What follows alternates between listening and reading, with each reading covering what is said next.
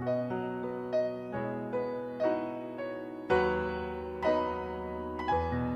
welcome to another Front Porch Conversation here on the porch at the Copeland Community Center. And it's a beautiful day here, and we have crickets to serenade us this morning. But to have our conversation, we have Ray and Jackie Campbell. Thanks so much for joining us. Good morning. Good morning. I really appreciate you coming and sitting on the porch with us. We love front porches, even in the back. No, this is the front porch because the river is the entrance. Okay, you're right. And enough of trivia for that, right? True. Yeah. How about telling our viewers where each of you were born and a little bit about your early years? Okay, well, I was born in Detroit, Michigan, well, suburbs of Detroit. And I grew up in Michigan. In '73, I left as a single mom with my one child and moved down to Daytona. I've lived in Florida most of my adult life. At one point, I ended up moving to Colorado, which is where I met my husband. And Ray, what about you? I was born in Cape Breton Island in Canada, in a small town at Sydney Mines, a coal mining town. Nova Scotia? In Nova Scotia, Canada. And I left there and right after high school in 1963, went to Toronto and stayed there for about 5 years, then ended up going in the military. And by the military, which The American military. Right. So you're an American veteran. Yes. Well, we'll ask you more about that in a little bit. Okay. Jackie, what would you say are your favorite childhood memories? Oh, my goodness. Well, my father was a Ford man, and I was blessed to be raised at the Ford Yacht Club. And so I always tell people I was born and raised on boats. So summertime and boating and traveling, and that's what I like the best about my childhood.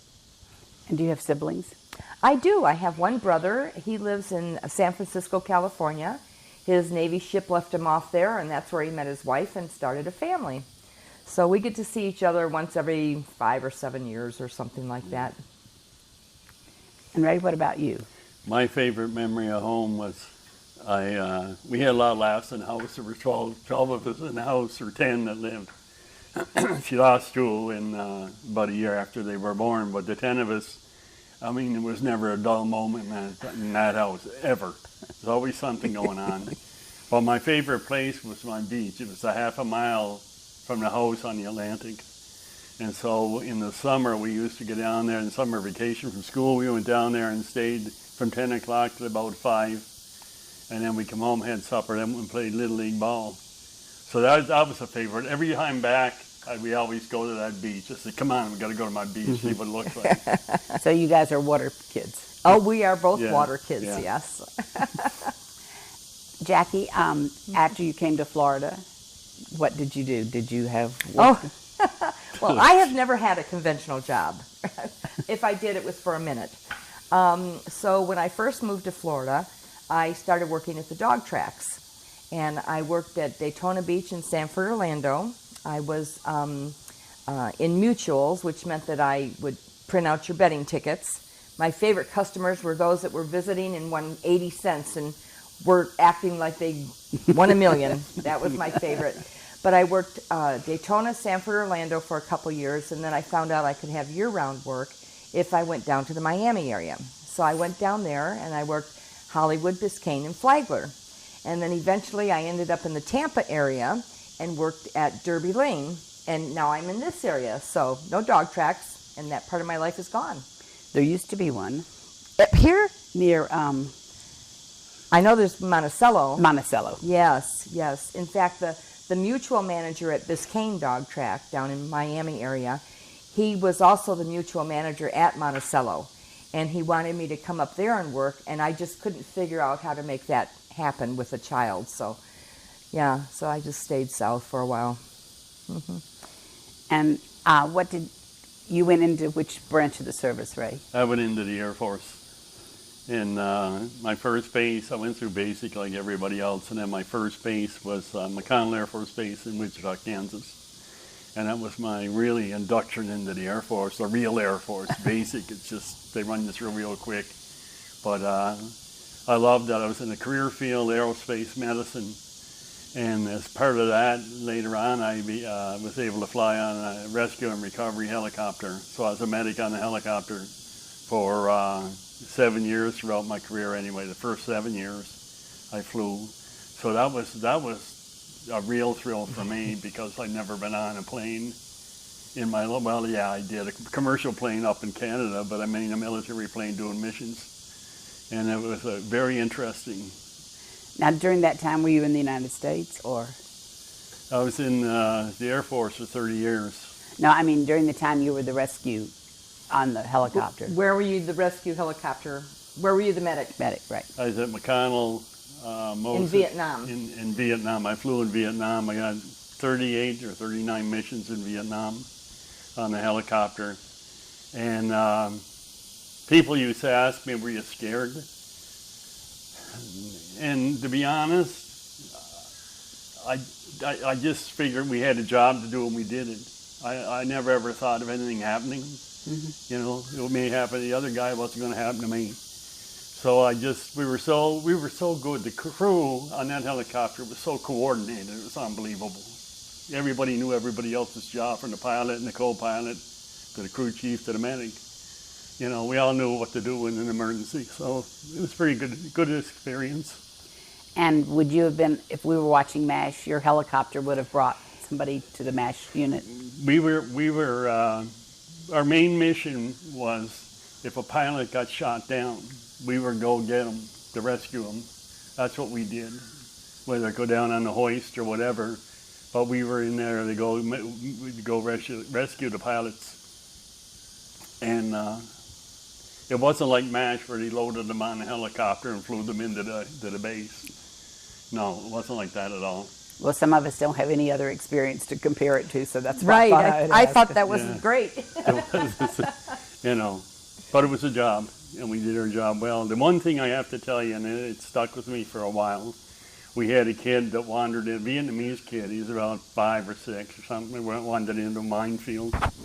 And we had to hover over that minefield and to pluck him out, really. So they lowered me down on the hoist in a basket, and I grabbed him under the arms, pulled him in on top of me, got him out of danger, and then we put him in the ambulance. But over there, the hospitals aren't like they were in the States. The survival rate, the kid was so messed up, there's no way. In that environment, in that hospital, he was going to make it. And that was the saddest thing. I told Jackie several times. I said the hardest thing was to look in that kid's face, and he's looking at me like, do something. Yeah. Mm-hmm. You know, and you know, buddy, you're so messed up. You know, there's nothing we can do really. But that was the hardest thing for me to get over, I think, was that. I don't think he's over it yet. You know. He still has problems with that. But you know, you did what you could do, and that was it. You know, you got to come to that realization. Right. That, hey, you did what you could do, and it's meant to be. Mm-hmm. You know. And after your time as a medic, helicopter medic, what was your next assignment? I mostly spent time in the offices in aerospace medicine, running the office, the NCOIC, the shops and stuff. So I did that. In the service, when I first went in, about every year you get transferred, every year and a half you got transferred, and finally they changed the system that you were going to be at a base at least every 4 years. And I think that was probably the smartest move they ever made, because the government was saving money that way, you know, rather than moving you, bouncing you all over the place. But after helicopters, like I said, I did most of aerospace medicine, and I was an office manager. And I had some good experiences there too. I had a kid one day. He come in. Guys are young, you know. And you always refer to them as your kids. I did anyway. They're my kids. I looked at their family, and we're going to take care of them. He showed up one Monday morning with an orange hair, and he worked the front desk. So that was the first person that they would see, and so at the clinic. Checking in for sick call. And I saw him coming down the hall, and I went down the hall and said, "Where do you think you're going?" And he says, "To work." I said, "What's with the hair?" He said, my girlfriend tried to dye it and it didn't come out exactly right. I said, there's an understatement right there. You get out of here and come back with normal hair. Well, he came back about 2 or 3 hours later. I guess he dyed it again or something, but it looked like normal hair. It wasn't orange anymore. And that was way before all the colorful hair was popular. Oh, yeah. Oh, yeah. And I think, well, and you're thinking, whatever possessed this guy? You think that was okay? You know? Well, maybe he was better trained to show up for work than how he looked. Yeah, I guess Exactly. that's what you're thinking. At least I'll go to work. But that was just one of the funny things. But there were several. There were several. Like I said, I always looked at the guys. They're my kids. I'm responsible for them. I'm responsible for guiding them. You know. But I always tried to be fair. I know a guy told me one time, he said, you know, don't be too harsh on them. He said, because we probably did the same things that they did. The only difference is we didn't get caught. So you keep that in your head too, you know. That does put things in perspective, doesn't it? Yeah. Yeah. One thing I have to say about this man is that he was the poster boy for the United States Air Force. He was crisp and clean, and his uniform was always spot on. They could have made the poster out of him. She's prejudiced, but anyway, Just a little bit. And how many years were you in? I was in 30 years, 15 days, and 16 seconds. No, I was in 30 years. 30 years, and not many people can say this, but I enjoyed every single minute of it. You know, come weekends, I couldn't wait for the weekend then to see what trouble my guys get in over the weekend. You know, what happened to them or what they did. But I couldn't wait to get back to work. I just loved it. Not many people, I tell people I was blessed. I was in a career field that I absolutely loved. And going to work to me was not like going to work. Absolutely. You know? That's what they say, find a job and you'll never work the rest of your life. Exactly. Because it's said your that to calling a and lot your of people. pleasure. Yeah. I did the same because I really enjoyed working at the dog track because I enjoy people, and I always had different people coming to my window. And then I did that for 10 years, and then after the dog track, I did home daycare for 12 and a half years. And the kids taught me really fast that I had better be organized. I was not just a babysitter. We did preschool aerobics and music time and field trips and ABCs and 1, 2, 3s and Pledge of Allegiance and helpers. And I mean, I had a schedule, and it was wonderful. I did that for like 12 and a half years, so in different places. Jackie, I know partly how you found the village, but will you tell our members? I will. It's so funny. Well, Jan Barrows, who lives in Carter House, is really the one who started this whole snowball rolling. My mother, Marge Martin, who has passed, she was visiting Jan up at JARS one time. They both worked at JARS. Tell our viewers what JARS is. Oh, okay. JARS is Jungle Aviation something something. That's what I know. Associated with Wycliffe. Oh, and associated with Wycliffe. That's right. Okay. And so let's see. Jan, my mother was visiting Jan one day, and she had the brochure to the village on her coffee table. And so she picked it up and started leafing through it and decided, oh, I need to be there, right? And so Jan said the next thing she knew, my mother, Lord knows the apple didn't fall far from the tree, my mother went out the door and was recruiting people to move down to ACV. She had not been here yet, right? No, she hadn't even been here yet. She arrived here in February of 07. And I brought her down and helped her, get organized and things. And then Ray and I, at the time, were full-time RVers. And so we would winter down here in the beautiful little campground at Tresca Park on property. So we would winter there and visit with my mom. I could walk over to her apartment, and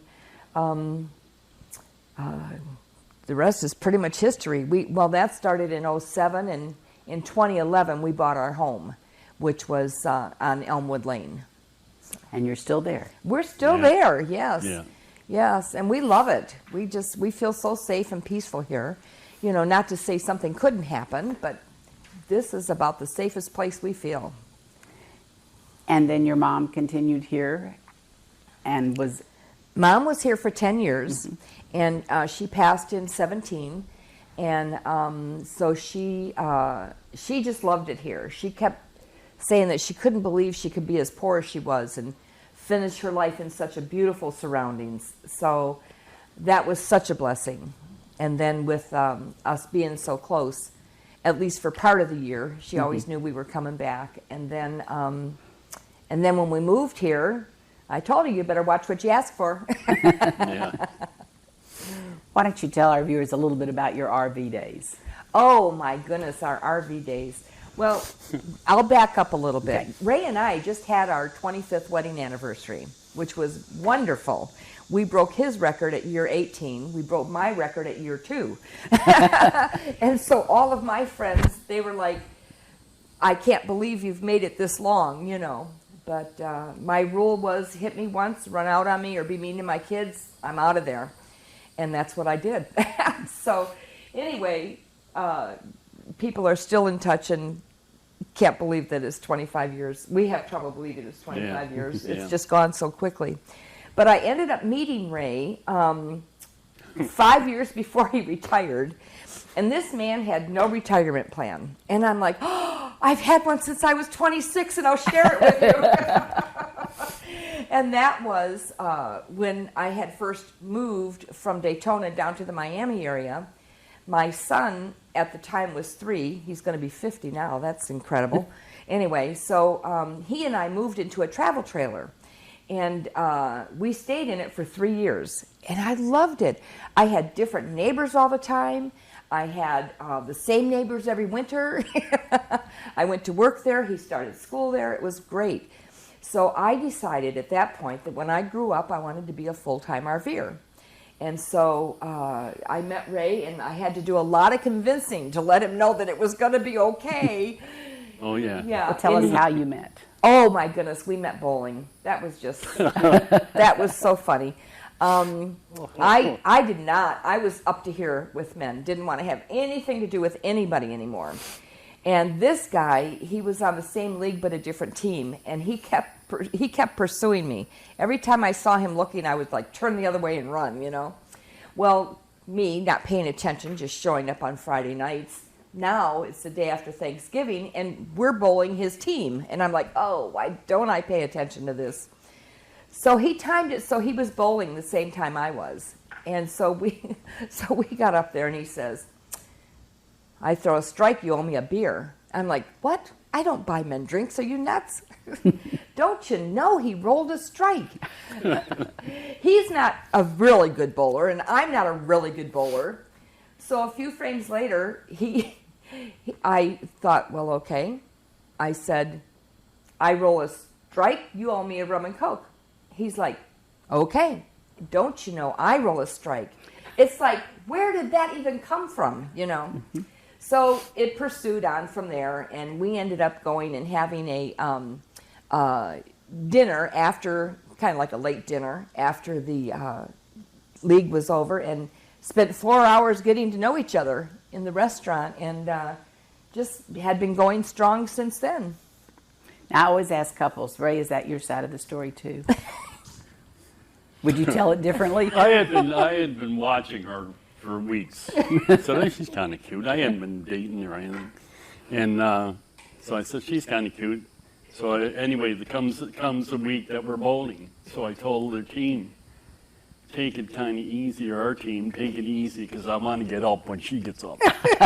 And so it was more of a plan. I don't know why I said it there. It's just straight to ice, I guess. I didn't know her from Adam. But anyway, I'll confirm what she said. That was true. Good answer. Yeah. There might be 25 more years, right? Well, you know, we thought about that. We could possibly do that. Yeah. You know. I'll set a record for the most oldest married man, probably. But hey. That's a good record to have. Oh, yeah. Wouldn't be bad. Oh, yeah, you bet. Yeah. So get us back. Now, what was the first vehicle you RV'd in? Okay. Oh, my gosh. We had a 33-foot Class A, which is kind of shaped like a bus, and we towed our car behind it. It was 33 feet and did not have any slides, right? Just a little RV. And no slide outs or anything. No. We lived in that one for 11 years. And on year 9, we heard it was called a weekender. I'm like, well, we've had a whole bunch of good weekends. Yeah. And so then what happened was we traded that for a diesel pusher. And that was 36 feet. And then when we bought the house here in 2011, we had the diesel pusher. And I thought, can't wrap our heads around going to the ocean or the Gulf in a 38-foot diesel pusher to spend the day at the beach. So why don't we downsize? So we downsized to a 27-foot gas, and that was okay, except for it was a lemon. Yeah. So don't ever buy a Thor. Just had to throw that in. Okay. I'm sorry, but yeah, never buy a Thor. Anyway, so good curb appeal, but other than that, So we just traded that a year and a half or so ago for a 38-foot gas Class A with 3 slides. And it's like, Ray, we cannot call ourselves campers anymore. We are more like glampers, right? Because it has a fireplace, it has a refrigerator like the one in my home where the doors, French doors, and then the freezer on the bottom. Washer, dryer, it's got wood floors. I'm like, you've got to be kidding me. I don't think you're roughing it now. Oh, No, we are so no. not I said, you roughing it. can't call it camping. It's like, tell them we're going RVing. Yeah. You So know, where have you been to? Oh, you should ask Ray that one. we've been all over. I mean, we've been all over the United States. There's very Canada. Canada. There's very few states we haven't been in. But my favorite is if you've never been out to the coast of Oregon, go. Oh, my goodness. But if you want to see the coast, you have to wait till around noontime or 1 o'clock for the fog bank to lift. It's But, like they oh, call it the marine layer. I'm like, marine layer? What the heck is that? But you can see the fog coming in. It's You just- can actually see this wall of fog moving over the water, coming in toward land. Crazy. But it's beautiful. My best place in California is Huntington Beach. I love Huntington Beach. But Oregon, I tell people, if you haven't been to Oregon, I said, you can see pictures. Pictures don't do it justice. No. You have to actually be there. Because she was driving in the car and we're going around and I had the camera. Every corner said, stop. I take a picture. I'm like, I can't. That's We got how a it line was. of traffic. Oh yeah, it's absolutely beautiful. It was. We used to fly the grandchildren into wherever we were. As parents, we'd fly one way and the parents would fly the other way. And so they got to see quite a bit of the states. And in Huntington Beach area, we flew the grandson from Colorado into L.A., and this we is funny. we gave him surfing lessons, right? And he had a ball. And then we went up the coast, and he flew out of San Francisco to go back home. But when he got home, he dyed his hair blonde, and he wanted Beats to his grow up hair. to be a beach boy. Surfer dude. He does My it all. son was Kids' gonna parents- shoot me. He said, what have you done to him? It was fun. Jackie, do you have a favorite place?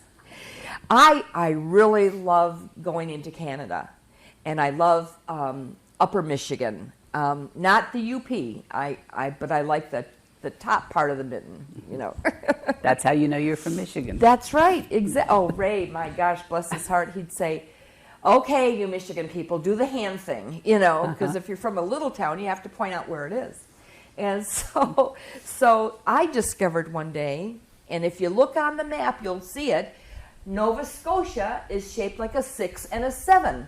So Ray is actually from right here. This is the Bedore Lakes, this is Sydney Mines, and this is Newfoundland up here. That's the island, and then the mainland is shaped like a 7. That's what's wonderful about these conversations. We learned so much. Yeah. Well, it's the furthermost part of Nova Scotia. We're about, the ferry that goes to Newfoundland is 3 miles from my house. Yeah. And it's 100 miles across Newfoundland approximately. So, So do you still we're have way up north. You have family living in that area still? I have one sister lives on the island. It's Cape Breton Island. I still call it the island. It's connected by the mainland, causeway. But I got one in That's Cape the Breton. oldest sibling. That's the oldest. She's 86 years old. She's on the island, and I got a sister on the mainland. They're the only two in the family. The rest of the family's all over the place. Well, most of Mostly them, Ontario. and one is in Alberta. And he's in the States. I'm the only one in the He's States. the rebel. That's why I liked him. My sister refers to me as her little Yankee brother. Yes. Yeah. Anyway, Well, what is on your list of trips that you still want to do? Oh, well, we're just starting a brand new endeavor right now. Since we're kind of grounded with this coronavirus, our plan was to go to Nova Scotia, but to tell you the truth, I don't think the Canadians will ever let the Americans cross the border ever again, just because everybody's being so stupid down here with the rioting and the no masks and everything. But in Canada, they won't even let them go from province to province. So that's kind of weird. so if we had crossed over, we'd probably cross over out of Maine into New Brunswick. But then I can't get to Nova Scotia because he won't let you out of New Brunswick. Right. You got to quarantine there for 14 days. Right. But so that was our game plan. But now that we're grounded, we've decided to start delivering motorhomes. And so I've delivered 2 motorhomes already, one from Indiana up around Goshen, and I took it down to Camping World of Indianapolis. And the second one I took down to Ackworth, Georgia, just north and west of Atlanta a little bit. And we'll be kind of playing with 3 different companies. You can do it when you want. You can pick your loads or pick where you're going. And Ray will be driving one, and I'll be driving one. I'll have the tow car so we can get back. And I think it's going to be fun, at least for a while. We'll see how it works out. Yeah, we will. We feel like we got away. That's the main thing. That's right. Yeah. And you get to accomplish something doing it. Absolutely. Oh, yeah. And get paid. Yeah, that too. Yeah. Yeah. What advice would you give a young person today? Oh, my. Ray's the wise one. I'm the fly off the cuff. You know, the best thing you can do, and I always say this and stress this too, with a young person, when you're growing up or you get a job or I'm interviewing for your job, use your integrity. You know, your word is your bond. Mm-hmm. The minute you lie to somebody, you're done. It's broken. Mm-hmm. You're done. That's how I am. I think that's how a lot of people are. I can't trust you anymore. You know, so I think your integrity is one of the highest things you can have. Get a college education if you can. If you don't, then go to some tech school. A lot of tech schools today pay more than what people went 4 years or 5 years or 6 years to university to do an academic thing or whatever. Mm-hmm. But at least get a higher education, you know, because even, and I say this all the time to Jackie, well, a bachelor's degree now is like a high school diploma. Right. It's Unless just you so have master's strange. or a doctorate, hey, I mean, bachelor's degrees are a dime a dozen. Well, and with career fields changing so much, Yeah. Mm-hmm. if you don't Yeah. continue in your field, I mean, you may Yeah. not have the opportunity to continue in your Yeah. field. So have variety of what you can do and talents. Mm-hmm. And for a lot of young people too, you know, when you're in high school or in, you know, you're in there and there's subjects being taught, figure this is stupid, I'll never use this. Surprise. Surprise, surprise, because later on in life you're going to say, you know, now I understand why that was important. You know, but unfortunately, it's too bad you couldn't be wise when you're young. I know. And the other way, when you're older or something, you know. That would be But, wonderful. That's what I would tell them. My advice would be have fun. Just go out and have fun. Act a fool. Don't act your age, but be kind and courteous to everybody. Treat others like you want to be treated. You know. Absolutely. You know, my dad had a saying, and he told me this when I was around 15 or 16 years old. He said, you know, what do you want to do when you grow up? And I said, well, I really don't know, Dad, you know. He said, well, let me tell you something. He said, you be nice to the people on the way up, because you may meet the same people on the way down. And that was probably the smartest thing you ever could, the best knowledge you could ever give me. Mm-hmm. You know, the other thing was, he said, whatever you do, he said, if you're a ditch digger or whatever it is, you be the best there ever was. That's right. I have a friend whose saying is never burn a bridge. You might have to walk back over it. Oh, Yeah. that's about the Yeah. same thing. That yes, absolutely. Well, thank you so much. This was delightful. It was our pleasure. And the crickets even stopped so we could hear each other better. Thank you so much for tuning in today to Front Porch Conversations. Hope to see you soon.